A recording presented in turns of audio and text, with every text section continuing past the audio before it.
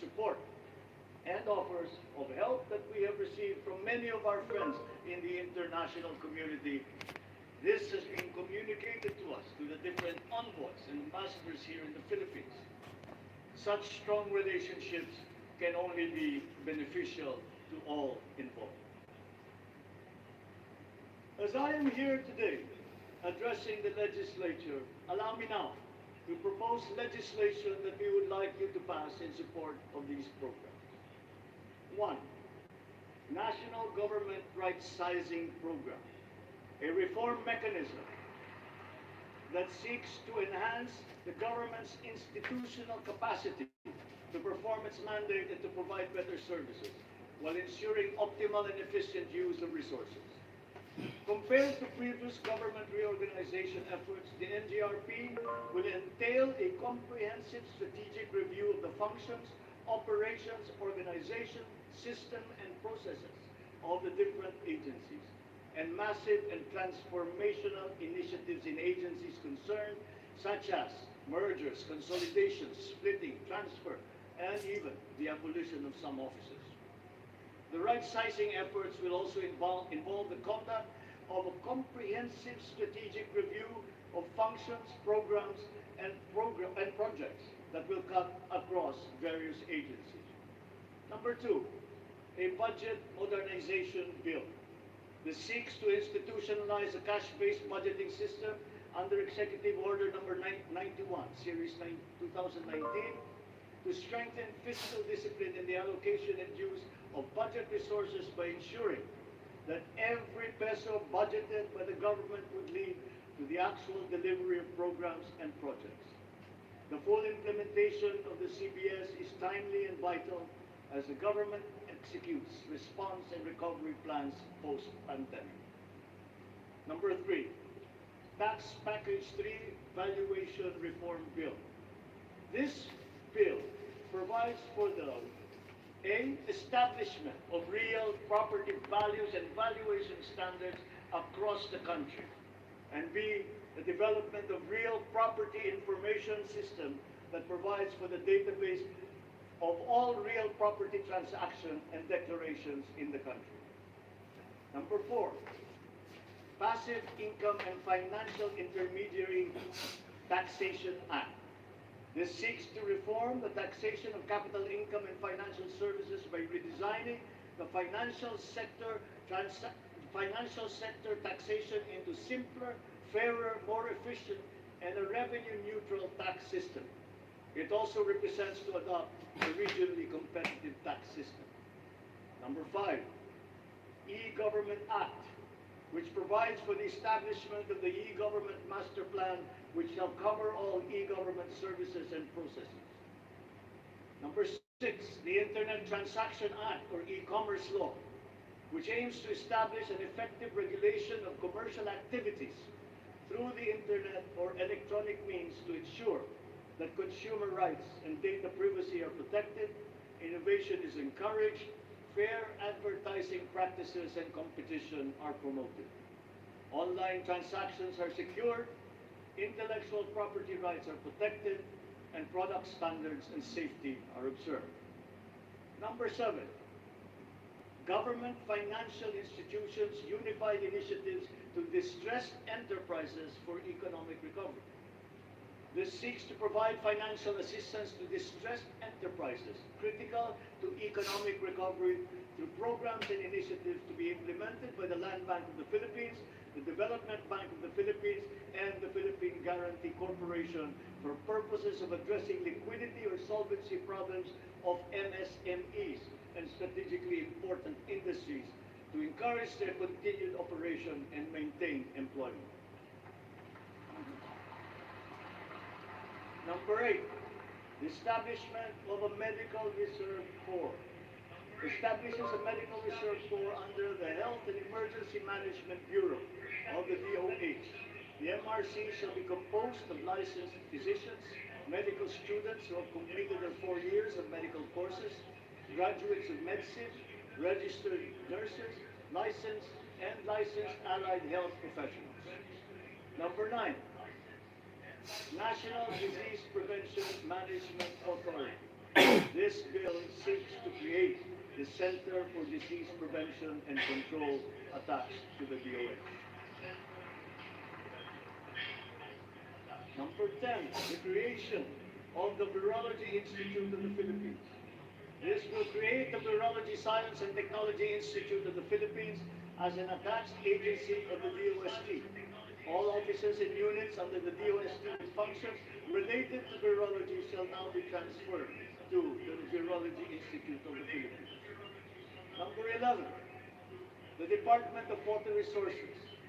This seeks to create the Department of Water Resources and adopts the integrated water resource management as the strategic framework for national water management policy making and planning. Number 12, Unified System of Separation, Retirement, and Pension. This grants a monthly disability pension in lieu of disability benefits provided under existing laws for military and uniformed personnel retired by reasons of disability. Number 13, the E-Governance Act. It promotes the use of internet, and other ICT to provide opportunities for citizens.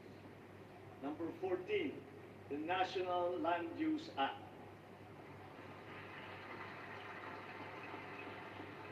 This will provide for a rational and holistic management and development of our country's land and water resources, hold owners accountable for making these lands productive and sustainable, strengthen the LGU to manage ecological balance within its jurisdiction.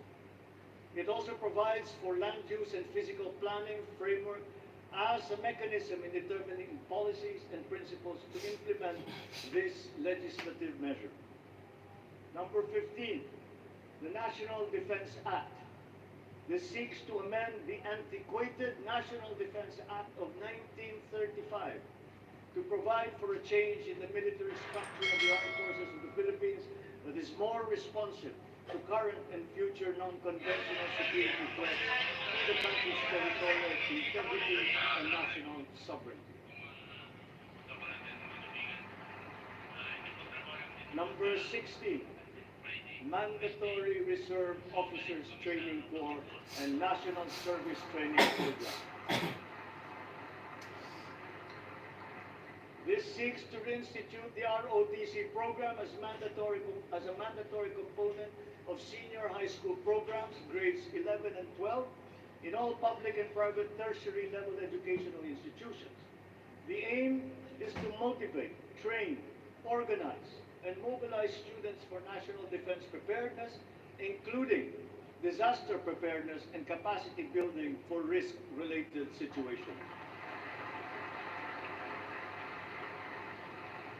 Number 17, enactment of an enabling law for the natural gas industry.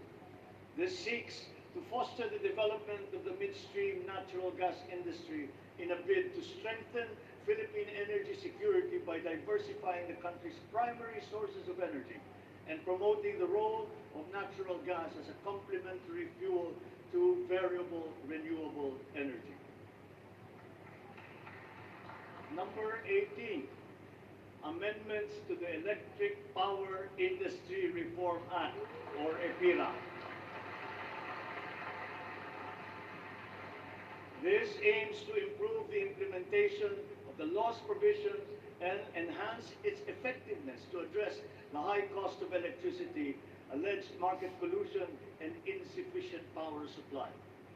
The bill seeks to restructure the Energy Regulation Commission to foster accountability and improve the Commission's government system that would ensure consumer protection and in enhancing competitive operation of the electricity market. Number 19, amendments to the Build, Operate, Transfer law. This seeks to improve the implementation of the public-private partnership program and to be able to direct the desired outputs and outcomes in line with the strategic development targets of the country. Specifically, the amendment seeks to, 1, address the ambiguities in the existing law, 2, address the bottlenecks and challenges affecting the implementation of the PPP program, and 3, foster a more competitive and enabling environment for PPPs. To my fellow Filipinos, ang aking mga minamahal na kababayan, batid ko na hindi madali ang ating pinagdaraanan sa nakaraang higit na 2 taon. Alam ko rin na ang bawat isa sa inyo ay ginagawa ang lahat ng inyong makakaya upang patuloy na harapin ang lahat na pagsubok sa kasalukuyan. I do not intend to diminish the risks and the challenges that we face in this turbulent time in global history. And yet, I see sunlight filtering through these dark clouds. We have assembled the best Filipino minds to help navigate us through this global crisis that we are now facing. We will endure. Let our Filipino spirit ever remain undimmed.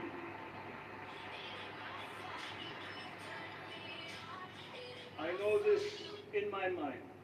I know it in my heart. I know it in my very soul. The state of the nation is sound. Thank you and good afternoon. Marami pong salamat sa inyo lahat.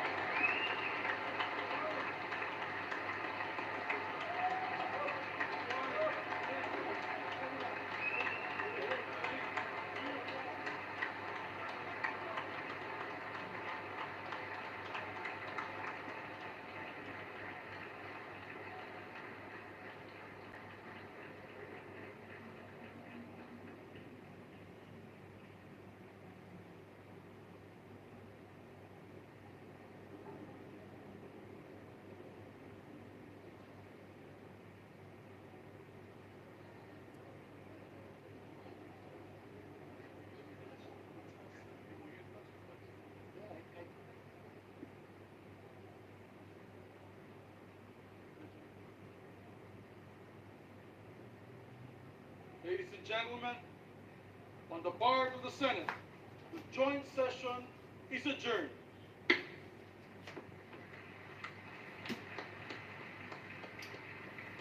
On the part of the House of Representatives, the joint session is adjourned.